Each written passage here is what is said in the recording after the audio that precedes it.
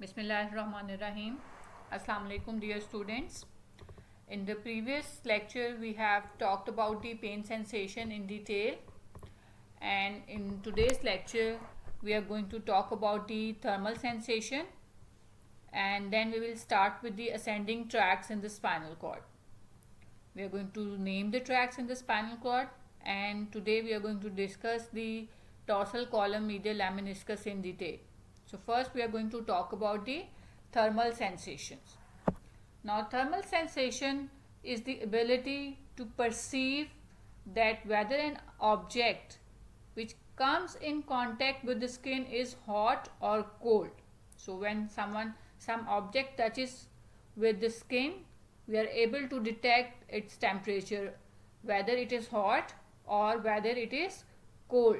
So this ability is because of the thermal sensation. Human beings can detect different grades of thermal sensation. We are able to detect different grades of thermal sensations qualitatively and quantitatively as well. So we can classify different temperatures, like it can be freezing cold, and it can be cold, cool, indifferent. Indifferent means almost the same as of body temperature, and then it can be warm, hot, or the burning hot. So these are different grades of thermal sensations. There are two types of thermal receptors present in the body: the warm receptors and the cold receptors. So we have separate receptors for the cold and warmth. And remember that cold is not a separate form of energy. Cold means less warm.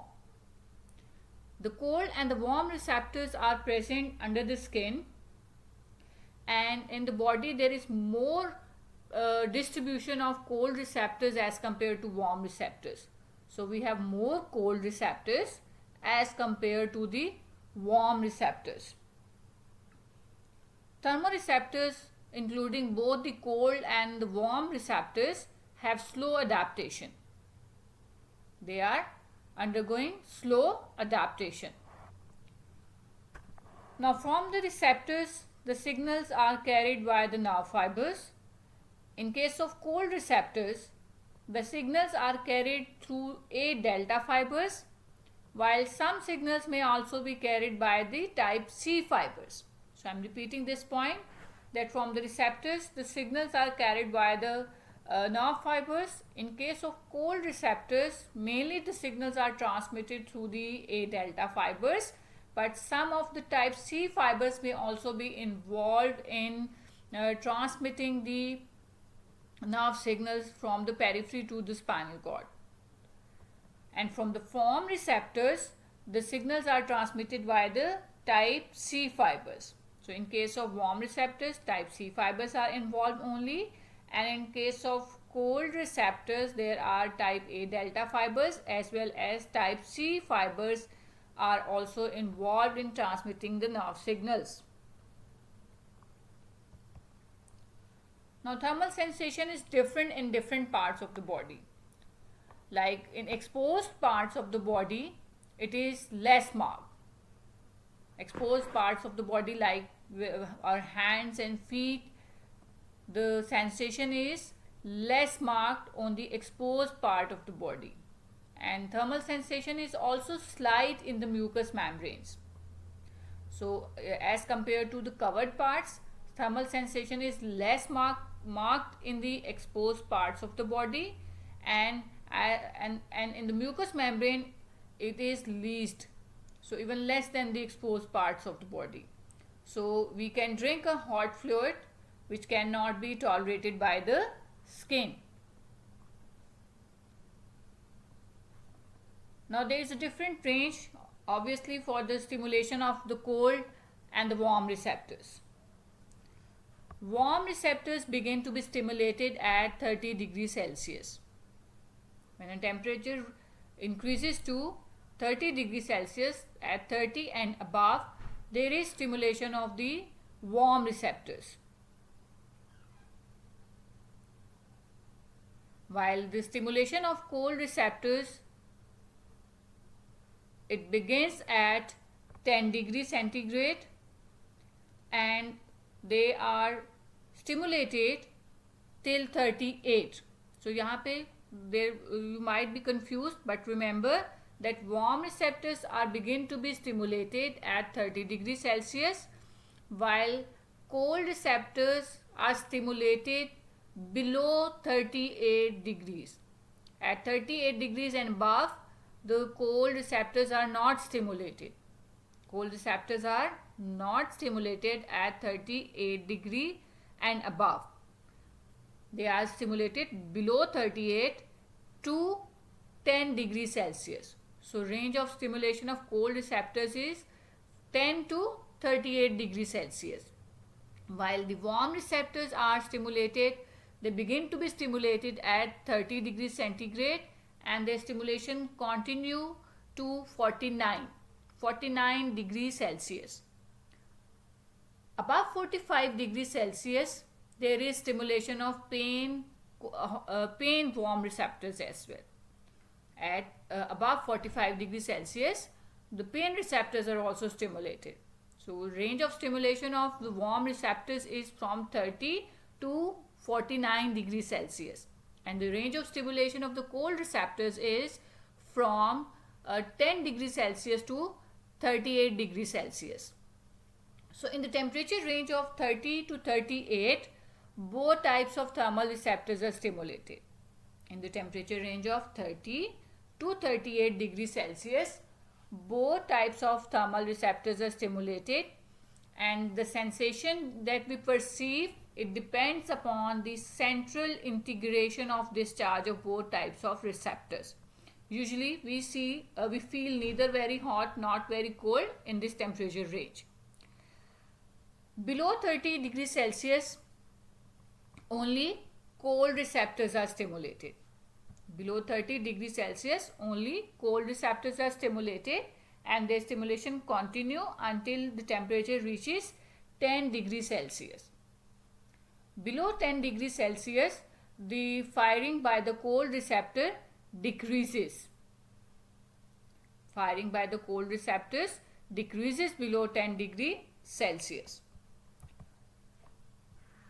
So this is the range of stimulation of cold receptors. I have just told you that it is from 38 to 10 degrees Celsius. 38 se niche they begin to be stimulated and their stimulation or firing continues until 30 degrees Celsius is approached. And below 10 degrees Celsius is approached. Below 10 degrees, the firing rate by the cold receptor decreases. Extreme of temperature, both in case of both the hot on the hotter side as well as on the colder side. Extreme of temperature give rise to pain sensation. Again, I am repeating that both on the hotter and the colder side, extreme of the temperature is going to cause stimulation of pain sensation. So we have also discussed it yesterday while talking in the last lecture while talking about the pain sensation, that extreme of temperature give rise to pain sensation. So freezing cold and burning hot give rise to pain sensation as well, because they cause the stimulation of pain nerve fibers as well. In the spinal cord, the temperature sensation is carried by the lateral spinothalamic tract. I am repeating that in the spinal cord, the thermal sensations are carried via the lateral spinothalamic tract. So this was about the thermal sensations. Now we are going to start with the ascending tracts in the spinal cord. Ascending tracts are basically the sensory tracts in the spinal cord, which carry the sensory impulses from the periphery and from the periphery to the central nervous system. Now the impulses from the receptors are carried via the peripheral fibers and they enter the spinal cord through the posterior root ganglion. When we discussed about the physiological anatomy of the spinal cord, there we have discussed that there are two roots in the spinal cord, a dorsal root and a ventral root. The dorsal root is sensory and is associated with the dorsal root ganglion or the posterior root ganglion. and the fibers from the periphery, they will enter the posterior root ganglion, and then the neurons which are present in the posterior root ganglion, their central processes are going to enter the spinal cord through the posterior root or the dorsal root. Now on entering the spinal cord, these sensory fibers join the ascending tracts. The ascending tracts which are present in the spinal cord include the four groups. The first is the dorsal column medial lemniscus. Second important ascending tract is anterolateral tract or the anterolateral system, which is also known as the spinothalamic tract. The third category, the third group of the fibers, ascending fibers, is the spinocerebellar tract. So third important tract present in the spinal cord is spinocerebellar tract. And then there are miscellaneous or the minor tracts present in the spinal cord, which are again ascending. Ascending means the sensory tracts. So these include the spinotactile, spinoreticular, spinoolivary, and the visceral sensory tract. Now you must you must memorize the names of the ascending tracts in the spinal cord, and a very easy way to remember that whether a tract is a sensory tract or a motor tract is by remembering its name. The name of the tracts are usually from from their origin to their termination. So ascending tracts begin in the spinal cord, so their name are spinocerebellar, spinothalamic, and spinotactile. So they will begin with the name of spinotactile, spinoreticular, spinoolivary, and visceral sensory. So spinal cord से arise कर रहे हैं. Tactile mean this tract is going to end up in the pretactum nucleus in the midbrain.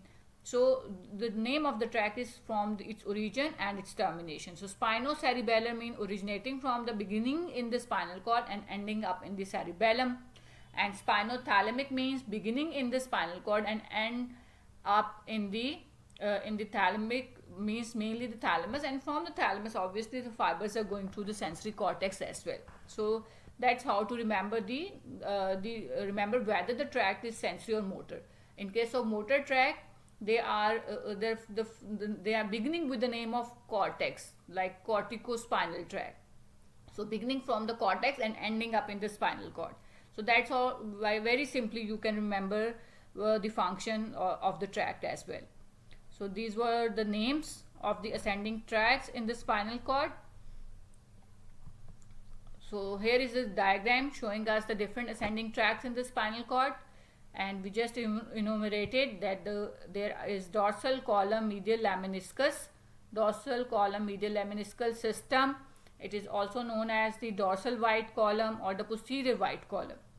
And in dorsal white column there are two fasciculi, fasciculus gracilis and fasciculus cuneatus. Then we talked about the spinothalamic tract. In spinothalamic tract again we have two divisions, two tracts, the lateral spinothalamic tract and the anterior or the ventral spinothalamic tract. And in spinocerebellar we have the anterior spinocerebellar tract and the posterior spinocerebellar tract, and in addition to these three main tracts we have miscellaneous small tracts present, small नहीं कहना चाहिए, minor tracts present in the spinal cord as well. So we begin with the dorsal column medial lemniscus. Now dorsal column medial lemniscus, as I just told you, is also known as the posterior white column or the dorsal white column. It is present in the dorsal white portion, dorsal white column of the spinal cord. You must be remembering the physiological anatomy of the spinal cord that that we studied in the beginning, and in there we discussed that in the spinal cord there is a gray matter present in the center and there is white matter. The white matter which is present anteriorly is called as anterior white column. The white matter which is present laterally is called as lateral white column, and the white matter which is present posteriorly is called as dorsal white column or the posterior white column. And you must be remembering that white column contains the ascending and descending fibers. So dorsal column medial lemniscus, it is present in the dorsal white column. It carries the sensations of fine touch, 2-point tactile discrimination, phasic pressure, vibration, sense of position and movement, which is proprioception, and stereognosis. We have talked about stereognosis when we talked about the sensation of touch. Again, I am repeating that stereognosis is the ability to recognize the shape and size of the object by touching the object while the eyes are closed. So these are the sensations which are carried by dorsal column medial lemniscus. Again, I am repeating: fine touch, 2-point tactile discrimination, phasic pressure, vibration, sense of position and movement, which is proprioception, and stereognosis. Now, 3 important features of the dorsal column must be remembered. There are 3 important features of the dorsal column which you must remember. First, that the nerve fibers present in the dorsal column medial lemniscus are rapidly conducting myelinated nerve fibers. So, the nerve fibers are myelinated, and myelinated nerve fibers, you know, are rapidly conducting fibers. Their conduction velocity is high because of presence of myelin sheath, which causes the impulse to jump from one node of Ranvier to the other node of Ranvier. So they are rapidly conducting myelinated nerve fibers. Secondly, that you must remember that sensations which are carried by the dorsal column tract are well localized. They are fine sensations which can be well localized, and you are able to pinpoint the part of the body which is being stimulated. And number 3, that sensations which are carried by the dorsal column tract require a fine grade of intensity. Means you can discriminate various grades of the sensations as well. So must remember that their fibers are myelinated, rapidly conducting, having a high conduction velocity. The sensations which are carried by the dorsal column are fine sensations, well localized, and they can be discriminated. They have fine grades of intensity. Sorry, they have fine grades of intensity. I am repeating. Sensations carried by dorsal column tract require fine grades of intensity. That is, we can discriminate between different grades of intensity of these sensations. So these were about the important features of the dorsal column tract. Now coming to the pathway. Now I am going to skip this slide and I will directly move on to the diagrams, and we will do the pathways along with the diagram. So here is the diagram showing us again the tracts are present in the ascending tracts present in the spinal cord, and now we are going to focus on this tract. This is the dorsal column medial lemniscus, and you can see this is the spinal cord. This entire surround is the white matter. This is the gray matter present in the center of the spinal cord, and you can see this is the posterior white column, this is the lateral white column, and this is the anterior white column. So dorsal column medial lemniscus is present in the posterior portion of this posterior part of the spinal cord in the posterior white column. So here is the pathway.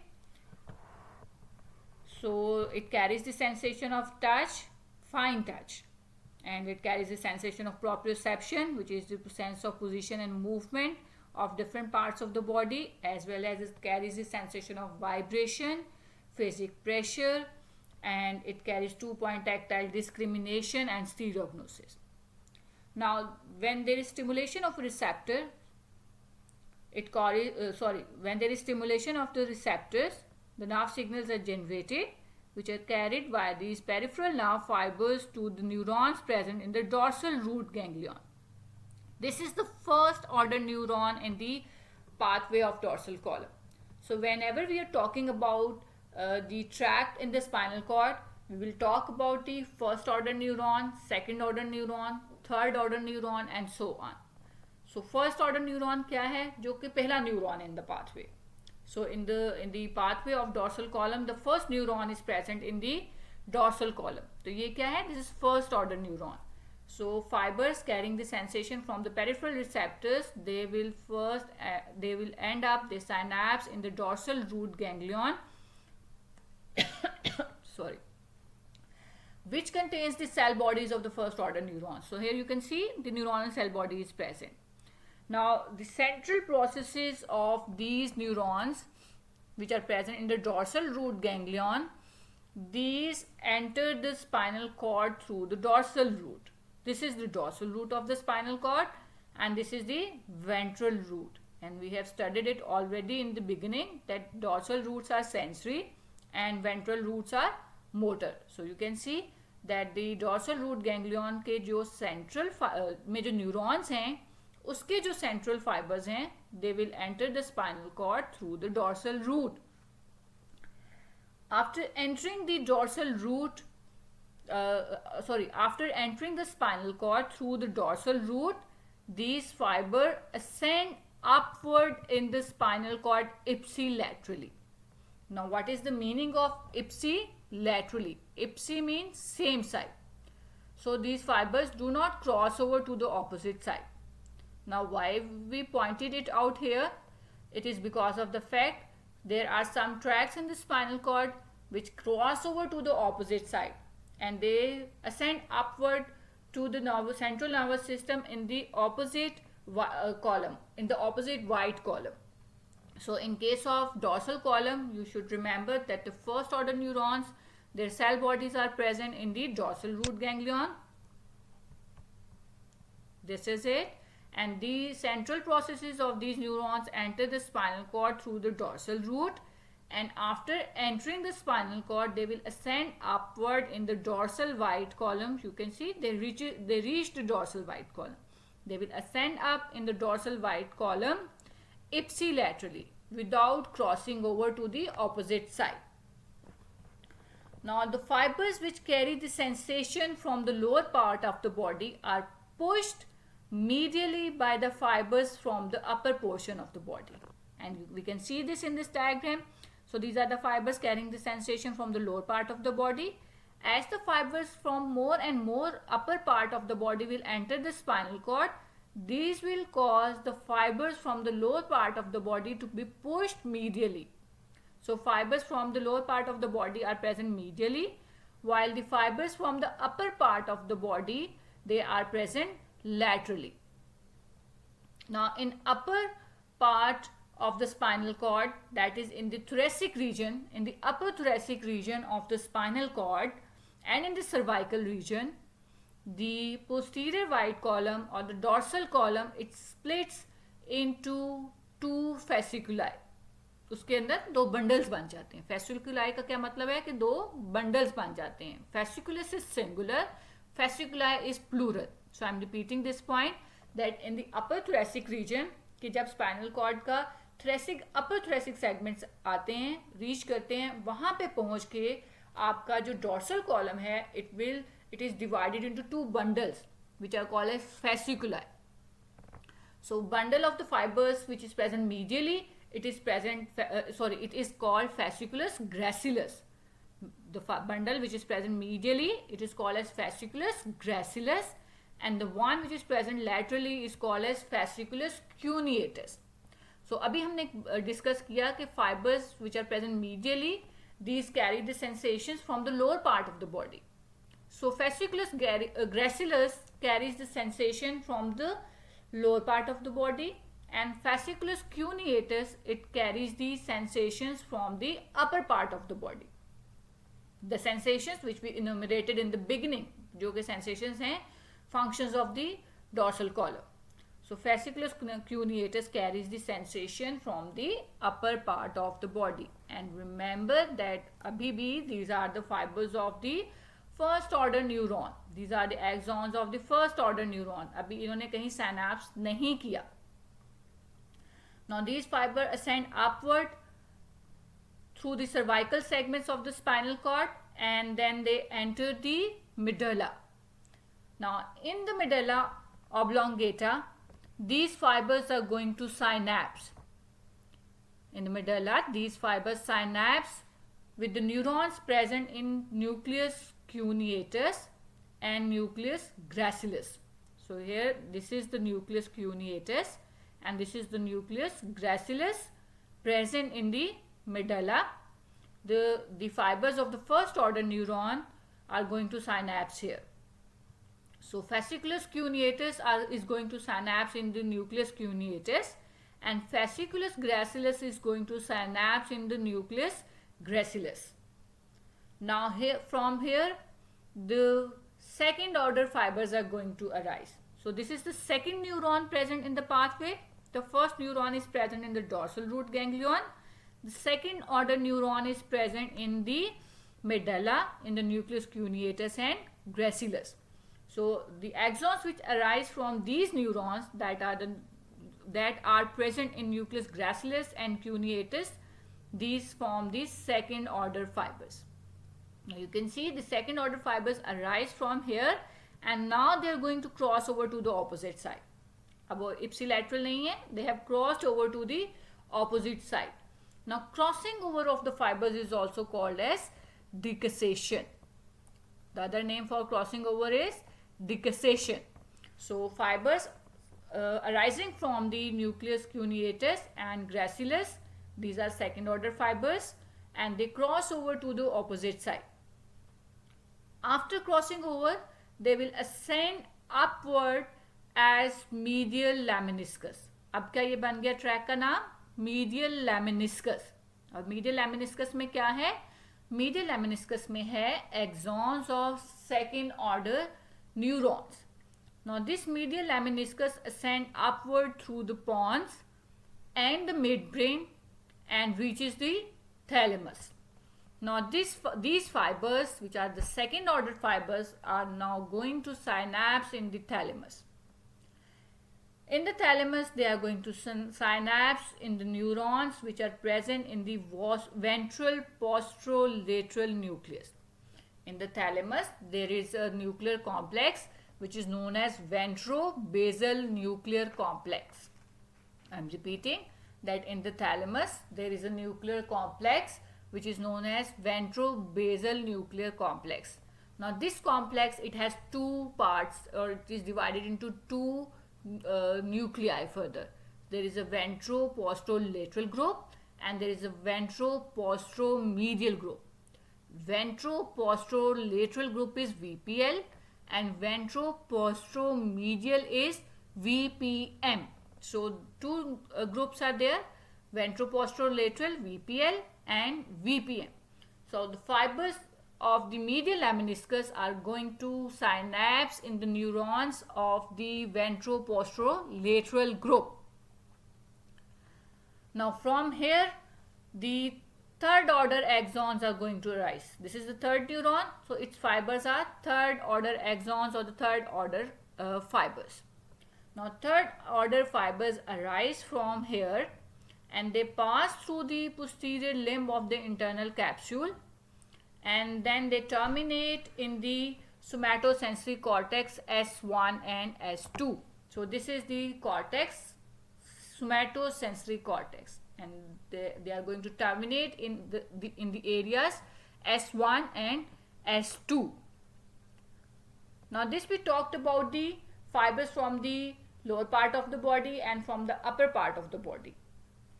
Now the fibers which carry the sensations from the face and the head. Now the the sensations from the region of the face and the head, they are carried by the trigeminal nerve. So these are three divisions of the trigeminal nerve: the mandibular nerve, maxillary nerve and the ophthalmic nerve. These are three divisions, sensory divisions of the trigeminal nerve.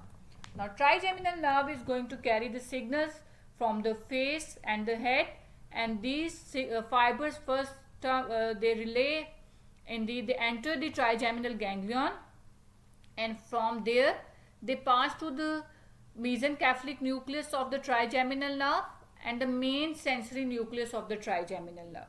Again I am repeating, the fibers which carry the sensation from the face are the fibers of the trigeminal nerve, and they first enter the mesencephalic nucleus of the trigeminal nerve and the main sensory nucleus of the trigeminal nerve. They are going to relay here, and from there the second order fibers are going to arise and these fibers join the medial lemniscus, and they ascend upward along with the medial lemniscus to enter and synapse in the thalamus, but they will terminate or synapse in the ventropostromedial nucleus of the thalamus.